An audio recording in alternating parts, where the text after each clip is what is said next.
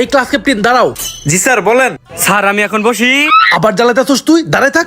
আমি একটু বাইরে যাচ্ছি, ক্লাসের মধ্যে যে যে দুষ্টামি করবে তার নামই লিখে রাখবি। জি স্যার লিখবো। এই সবাই চুপ থাকবি, না হলে কিন্তু নাম লিখে রাখবো। একটা কথা বললেই নাম লিখে রাখবো। পাইছি, লিখতেছি তোর নাম। তোর নামও লিখতেছি।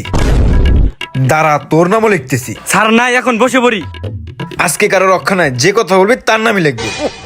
হ্যাঁ ক্লাস ক্যাপ্টেন, কার কার নাম লিখেছো বলো। যার যার নাম খাতায় লেখা হয়েছে তারা সবাই ক্লাস থেকে বের হয়ে যাবি। এই নাম বল।